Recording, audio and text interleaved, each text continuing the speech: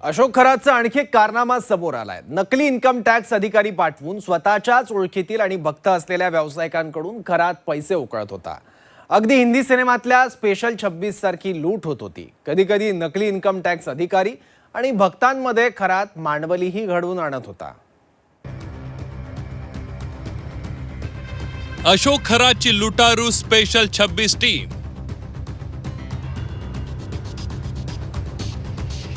नकली income tax पथक पाठवून भक्तांची लूट।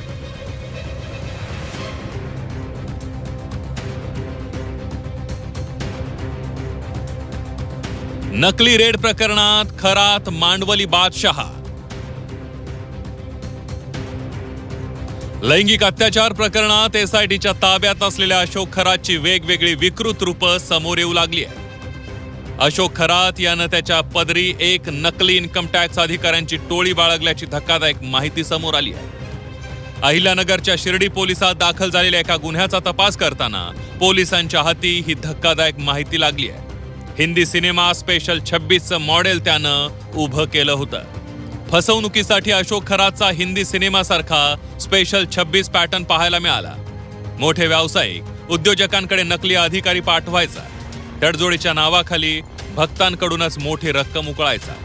नकली आयकर अधिकारी पाठवून अशोक खरातने पैसे उकळल्याची पोलिसांच्या हाती माहिती आली आहे। अशोक खरातच्या स्पेशल 26 टीमनं नाशिक, अहिल्यानगर जिल्ह्यात धुमाकूळ घातला होता।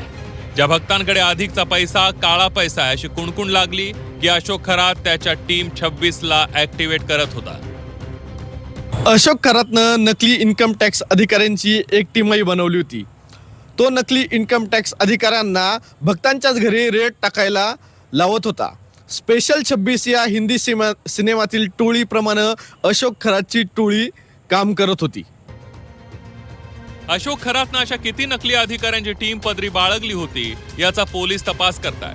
पण बोगस इन्कम टॅक्स अधिकाऱ्यांच्या टीमनं आणखी काही गुन्हेगारी कृत्य केली आहेत का याचाही तपास पोलीस करताय।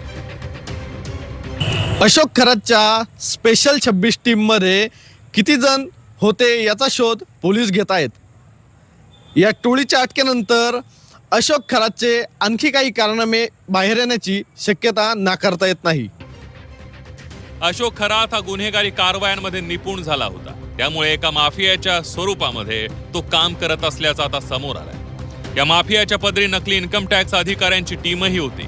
खरातच्या स्पेशल 26 टीमनं आतापर्यंत किती जणांना गंडा घातलाय याची माहिती पुढल्या काळात समोर येणार आहे। कुणाल जमदाडे, झी 24 तास, अहिल्यानगर।